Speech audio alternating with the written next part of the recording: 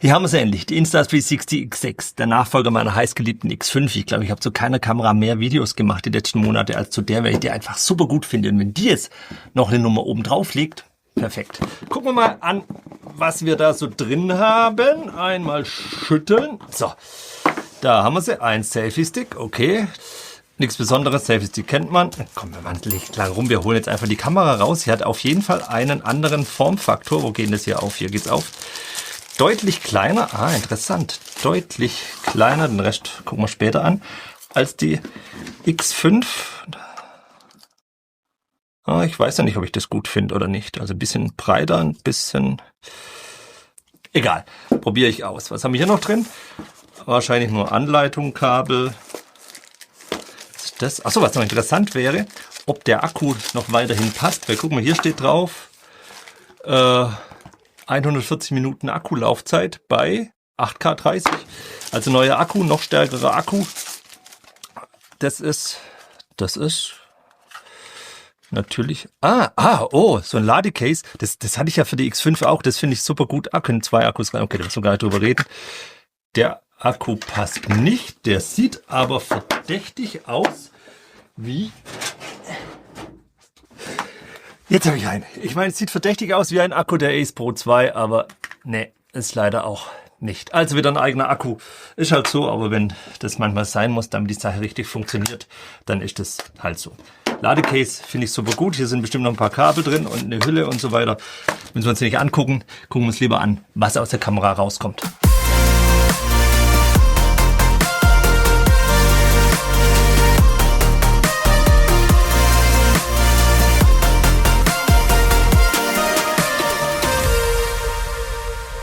Das hier war in Florida. Da war ich jetzt fast 4 Wochen mit der Familie unterwegs. Und die X6, die war natürlich mit dabei. Und ganz ehrlich, rein von den technischen Daten her, hätte ich nicht gedacht, dass die Kamera im Vergleich zur X5 nochmal so eine Schippe drauf liegt.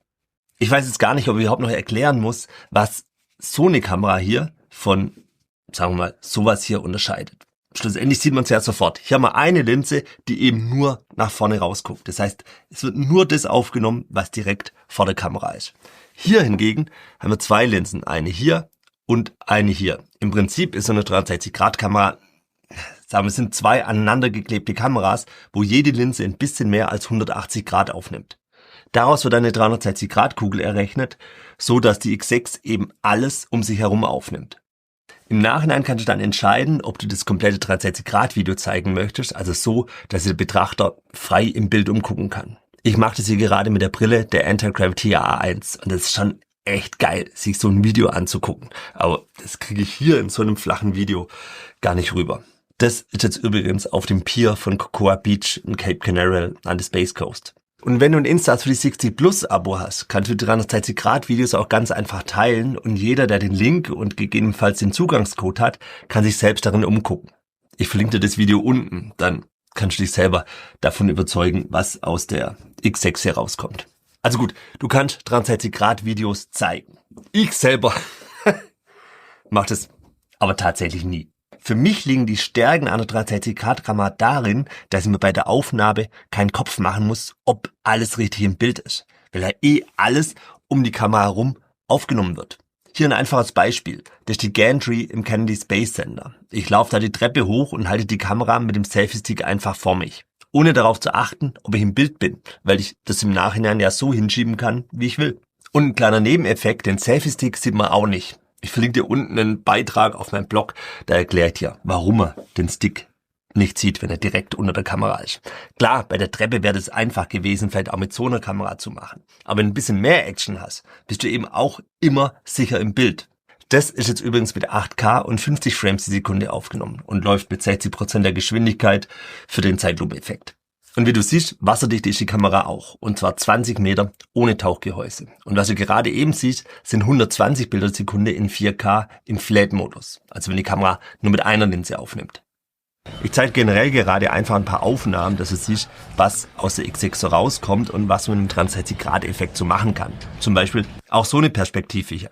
Oder während der Aufnahme einfach rumgucken. Das ist jetzt wieder die Gantry im Kennedy Space Center und es ist alles eine Aufnahme, bei der ich im Nachhinein eben entscheide, wo ich hingucken möchte.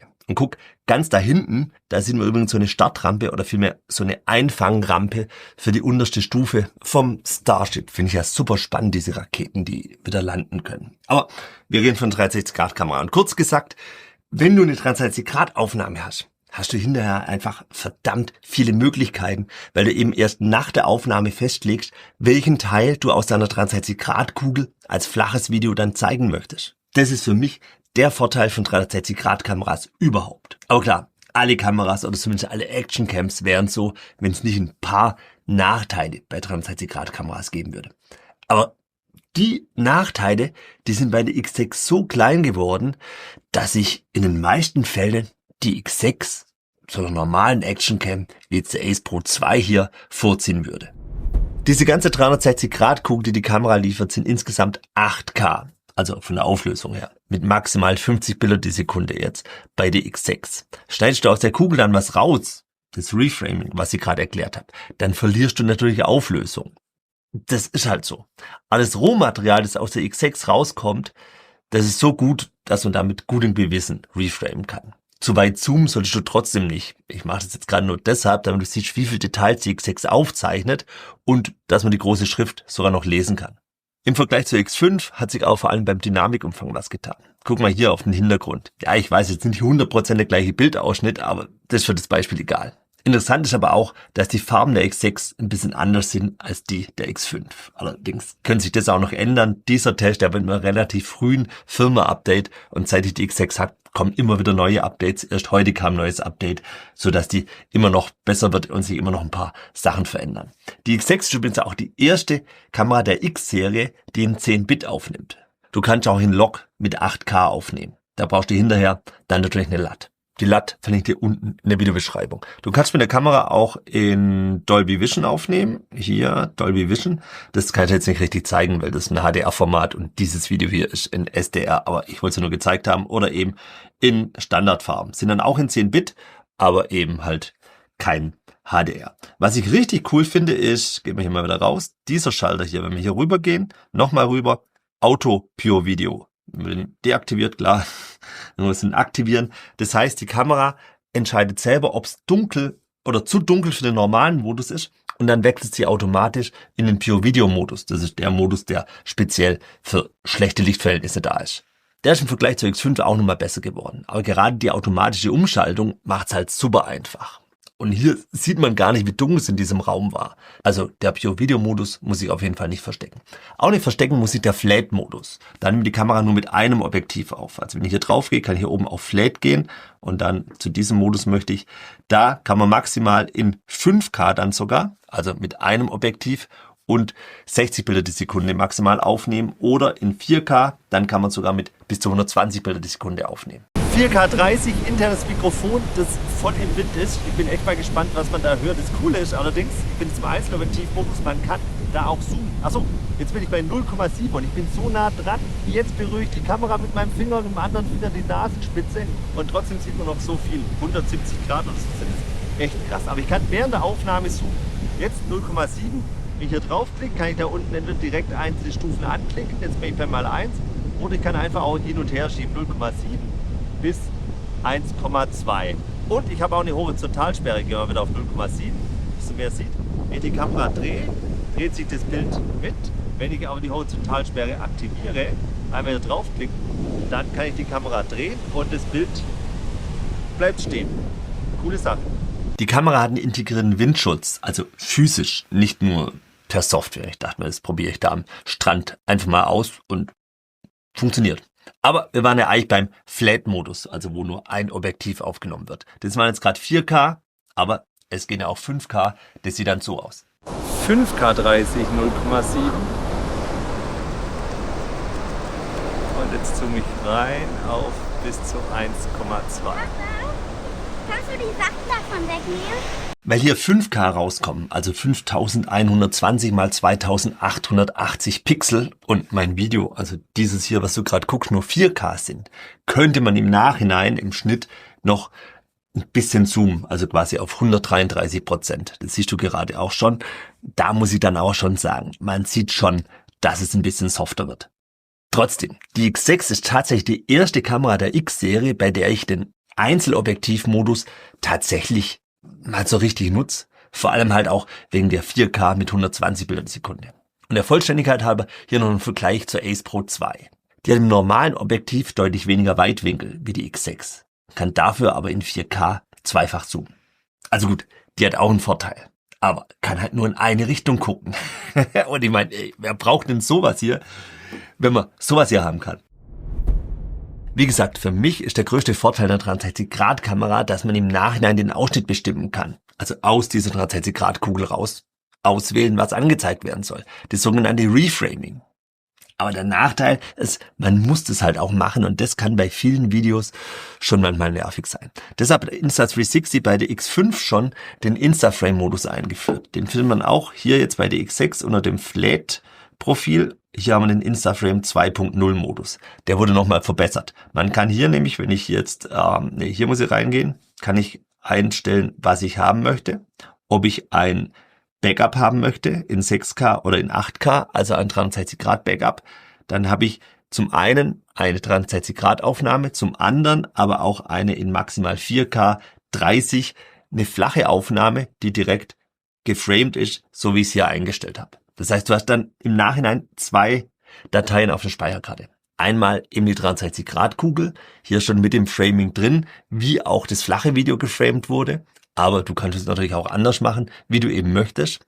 Und zum Zweiten eine MP4, die eben direkt fertig aus der Kamera rauskommt. Also als flaches Video dann. Und mit einer Fernsteuerung, wie jetzt zum Beispiel dieser hier, kannst du bei der Aufnahme dann schon steuern, in welche Richtung die Kamera gucken soll. Du kannst hier mit dem Joystick den Bildwinkel verschieben und so weiter und so fort. Oder du trackst dich einfach, also einfach hier Doppelklick drauf machen und die Kamera trackt dich oder von mir aus auch ein anderes Objekt. Ich habe zum Instaframe-Modus bei der X5 schon ein ausführliches Video gemacht, das verlinkt hier oben. Die sind fast gleich. Der größte Unterschied ist, dass man hier eben in 8K direkt ein Backup machen kann und gleichzeitig auch in 4K ein flaches Video kriegt. Aber das ist noch nicht alles. Wir reden hier von einem einzigen Clip, also von einer Aufnahme. Willst du mehrere Videos zusammenschneiden, hilft dir der Instaframe-Modus auch nicht. Da musst du es nach wie vor von Hand nehmen. Außer du nutzt den KI-Regisseur. Wenn man hier nämlich jetzt mal runterzieht und dann hier war er schon. AI-Regisseur heißt. Na gut. Der, wenn aktiviert, guck, hier steht's, was er macht. Und zwar schneidet der dir über Nacht, wenn die Kamera am Ladegerät hängt, schneidet der über Nacht aus den Clips der letzten 24 Stunden ein kleines Video zusammen. Gereframed, alles fertig, ein komplettes Video, du musst nichts machen, außer einstecken und dann schlafen. Noch ein bisschen besser geht es, da hast du auch mehr Möglichkeiten, ist, wenn du das über die App machst, mit Auto-Edit. Auto-Edit 2.0 heißt es jetzt, weil es nämlich nochmal verbessert wurde zu dem Auto-Edit, was es vorher schon gab. Also es hat vorher schon funktioniert, jetzt ist deutlich besser geworden. Und noch besser wird es, wenn du ein Insta360 Plus Abo hast, das ist der Cloud-Service von Insta360, da gibt es jetzt Moments Pro. Da kannst du auch auswählen, welche Clips du haben möchtest und er schneidet dir das dann auch zusammen. Ich habe die drei Möglichkeiten, KI-Regisseur, Auto-Edit 2.0 und Moments Pro in diesem Video hier oben schon mal vorgestellt. Ich glaube, seit ich mit der X-Serie unterwegs bin, bemängle ich, dass man bei der Beurteilung der Größe nicht nur die Kamera beachten muss, sondern das Gesamtkonstrukt hier aus Kamera und Selfie-Stick. Denn ohne den Selfie-Stick lassen sich die meisten Aufnahmen, die dir hier im Video zeige, gar nicht machen. Dieses Problem löst der neue klappbare Selfie-Stick. Erstmal hier der alte zum Vergleich, der war so lang und der neue, der ist jetzt so lang. Und das ist echt super, weil so hat man eine brauchbare Länge an Selfie-Stick, die zusammengeschoben und eingeklappt noch in die Hosentasche passt. Das ist wirklich, wirklich gut. Natürlich funktioniert dieser Selfie-Stick auch mit der X5 und generell den ganzen Vorgängern der X6. Was allerdings nicht funktioniert, jetzt brauche ich die Kamera doch hier. Wenn man genau guckt, hat die X6 hier unten Kontakte. Und das ist der neue Power Selfie Stick. Der hat hier oben auch Kontakte, die habe ich mir bei der X5 schon gewünscht. Und wenn ich jetzt einfach die X6 da oben drauf mache, so, ist die richtig dran? Ja, die ist richtig dran. Dann siehst du, sie lädt schon. Wenn ich es jetzt auch noch einschalte, gut, eigentlich ist logisch, ich habe hier unten eine Fernbedienung, damit kann ich die Kamera also auch steuern. Also ich kann einfach hier anmachen, dann nimmt die Aufnahme, also dann startet die Aufnahme, ich kann Stopp machen, habe hier noch einen Custom-Button und ich kann sie sogar an- und ausschalten, die Kamera. So, jetzt ist sie aus. Absolut genial. Wie gesagt, diese Kontakte, die haben wir vorher schon gewünscht, weil man sonst, wenn man hier eine Fernbedienung dran hat, zum Beispiel hier, den muss man per Bluetooth koppeln. Es geht zwar auch alles viel schneller in der Zwischenzeit als bei den Vorgängern, aber so komplett ohne Koppeln, einfach nur aufstecken, das ist schon echt genial. Jetzt wieder die Kamera ohne Selfie-Stick. Generell finde ich es ganz schön verrückt, weil ich habe letztes Jahr erst ein Video gemacht, wie viele Probleme die X5 für mich im Vergleich zu den Vorgängern löst. Weil gerade so Reframing, weiß ja Insta360, dass es nervt, hat die X5 angefangen zu lösen mit dem Instaframe-Modus. Und jetzt kommt die X6 daher und legt halt überall nochmal eine Schippe drauf. Und ich habe es vorher schon mal gesagt, auch wenn es auf den ersten Blick gar nicht so aussieht, aber der Sprung von der X5 auf die X6 ist aus meiner Sicht deutlich größer als der Sprung von der X4 auf die X5. Ich bin jetzt seit der X2 im X-System unterwegs und das letzte Mal so geflasht war ich, glaube, vom Sprung von der X2 auf die X3. Das heißt natürlich nicht, dass die X5 jetzt plötzlich eine schlechte Kamera ist. Nee, die ist super. Ich habe es am Anfang schon gesagt, meine heißgeliebte X5, die ist nach wie vor gut. Aber die X6 ist halt besser. Wäre ja auch irgendwie traurig, oder wenn es nicht so wäre. Wenn du einen Vergleich dieser beiden Kameras möchtest, einfach kommentieren. Ich habe das jetzt nicht ausführlicher gemacht, weil ich halt im Urlaub war. Was die X6 jetzt auch besser kann, endlich besser kann, du kannst 2 Mikrofone mit ihr verbinden. Ich nutze dafür das Mic Pro von Insta360. Ach ja, und die Steuerung der Kamera hat sich auch komplett verändert. Bis auf diese beiden Tasten haben wir keine physischen Tasten mehr, sondern alles übers Display. Das ist, nenne es, gewöhnungsbedürftig. Ich finde es tatsächlich gar nicht so schlecht, wobei man muss sich wirklich dran gewöhnen. Ganz cool ist, man muss die Tasten zum Starten und Stoppen gar nicht genau treffen, weil du kannst einfach auch richtig fest aufs Display drücken. Du hast gesehen, er hat gesagt, drücken Sie fester, dann startet er die Aufnahme. Wenn ich hier einfach so ein bisschen drauflege, nee, nicht, aber wenn ich richtig drauf drücke, dann beendet er die Aufnahme. Und ganz cool ist, weil die Tasten hier unten nur eingeblendet werden. Wenn man jetzt zum Beispiel die Aufnahmen anguckt, also was wir gerade eben gemacht haben, dann, der Testaufnahmen gestern im Bett hier, dann habe ich halt einen viel größeren Bildschirm, weil die Tasten unten dann nicht eingeblendet werden. Also das ist, ja, ich finde es tatsächlich gar nicht so schlecht, aber während meines Testzeitraums kamen immer wieder neue Firmware-Updates, die auch nochmal die Steuerung ein bisschen verändert haben. Deshalb möchte ich hier jetzt noch kein komplett abschließendes Urteil dazu abgeben. Und auch der neue Formfaktor, so dass sie ein bisschen kompakter wurde, finde ich richtig gut. Nochmal aus die Kamera hier. So im Vergleich zur X5 hätte ich echt nicht erwartet, aber in der Zwischenzeit finde ich, dass die X5 schon total altbacken aussieht und die X6 richtig schick. Also kommt mir generell ein bisschen entgegen, dass das Display ein bisschen breiter wurde, weil ich ja generell Breitbild, also 16:9 statt 9:16 aufnehmen und ich die Kamera natürlich so halt und nicht so. Ja, mir gefällt das wirklich. Hätte ich wirklich nicht gedacht. Und auch das nochmal hellere Display, absolut genial. Da in Florida, mega Sonnenschein, nie ein Problem. Konnte immer alles lesen. Aber ein Problem, naja, nicht richtig ein Problem, wenn du hier guckst, genau, oder warte mal, ich kann ja hier von der Kamera hier oben dir das zeigen, da hat die eine Schramme. Und wie heißt es so schön, wo gehobelt wird, da fallen Späne. Und bei mir fällt halt manchmal auch eine X6 runter. Und wenn man jetzt genau guckt, sie einen kleinen Kratzer auf dem Display. Ich meine, auf der Linse. Die Linse soll nochmal stabiler geworden sein als bei der X5. Und bis auf meinen initialen Test, da habe ich auch einen Kratzer in die Linse reingemacht, habe es dann mit dem Schraubenzieher nochmal probiert, noch mehr Kratzer reinzumachen, habe ich da wirklich nicht drauf geachtet, die Kamera irgendwie hingelegt und kam nie ein Kratzer. Jetzt ist halt mal wieder passiert, ein Kratzer reingekommen, ist aber nicht schlimm. Es gibt nämlich auch bei der X6 die Möglichkeit, die Linsen selber auszutauschen. Es soll nochmal einfacher geworden sein im Vergleich zur X5. Ich würde sagen, wir probieren es einfach aus.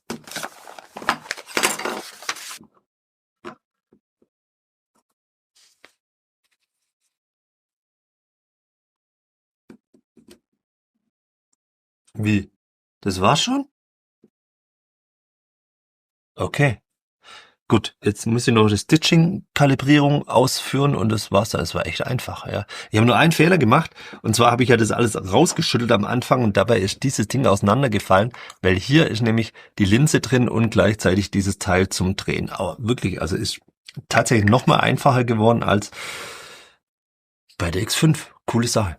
Also, die X5 strahlt wieder in neuem Glanz, jetzt ohne Kratzer auf der Linse. Denn es hat nicht mal 5 Minuten gedauert, ich musste mich erstmal einlesen und wenn man es das erste Mal macht, hat man ein bisschen Schiss, dass man was kaputt macht, aber ey, ganz ehrlich, das geht super einfach. Cool ist auch, dass es gleich alles in so einen Beutel kommt, denn ich habe tatsächlich immer so ein Wechselkit für die X5 im Rucksack, falls doch irgendwie doch mal ein Malheur passiert, ist die Linse schnell gewechselt. Bei der X6 haben wir jetzt alles so drin und dadurch, dass es hier so ein Teil kommt, also echt, haben sie sich was dabei gedacht? Gut gemacht. Was ich vielleicht auch noch erwähnen sollte, die X6 hat jetzt auch einen internen Speicher. Für solche Speicherkartenvergesser wie mich natürlich super gut, wenn man einen kleinen Notanker hat. Trotzdem empfehle ich eine möglichst große Speicherkarte, denn so 360 Grad Videos in 8K, die fressen halt einfach Speicher. Und der Akku, habe ich ja ganz am Anfang schon gehabt, das Thema, ist eben mal wieder ein neuer Akku, aber er hält wirklich, wirklich lang. Es gibt ja dieses Ladecase noch, wo man auch noch einen zweiten Akku hätte laden können, aber tatsächlich haben nicht mal diesen einen Akku gebraucht, hat alles mit der Kamera immer gereicht. Trotzdem, so ein Case hatte ich auch für die X5, schadet ja nicht, frisst kein Brot und wenn man wirklich den ganzen Tag Hardcore durchfilmt, habe ich jetzt unterwegs gar nicht gemacht, dann braucht man doch einmal einen zweiten Akku und dann kann man wechseln. Perfekt. Ich habe lange überlegt, was ich überhaupt ins Video bringen soll und was nicht, weil die X6 einfach so verdammt viel kann und es wird einfach irgendwann zu lang. Modi wie Zeitraffer oder Starlapse, die man auch schon aus den Vorgängern kennt, sind natürlich auch mit an Bord. Genauso wie die Möglichkeit, Fotos zu schießen. Das geht jetzt sogar mit bis zu 120 Megapixeln und die sind auch richtig gut. Auch so ein Fall, wo die X6 nochmal eine ordentliche Schippe drauflegt zu dem, was die X5 liefert. Und ich habe es jetzt schon mehrmals gesagt mit der Schippe und ich denke, damit habe ich das Fazit auch vorweggenommen. Die X5 war schon richtig gut, aber die X6 ist einfach wirklich nochmal deutlich besser. Du findest unten drunter natürlich einen Link zu dieser Kamera im Insta360 Shop und ich denke, es wird noch viele Videos zu dieser Kamera geben, deshalb freue ich mich über ein Abo, falls noch nicht geschehen. Ich schreibe auch wieder einen ausführlichen Artikel auf meinem Blog. Den verlinke ich dir irgendwo hier, sobald der fertig ist. Und dann interessiert mich natürlich auch noch deine Meinung. Was denkst du über die Insta360 X6? Wirklich so ein großer Wurf? Siehst du es genauso wie ich? Oder denkst du, oh ja, einfach nur ein Update? Außerdem interessiert mich natürlich auch, was du noch alles wissen möchtest. Worüber soll ich Videos machen zu der Kamera? Einfach unten drunter kommentieren. Ich freue mich. Ciao.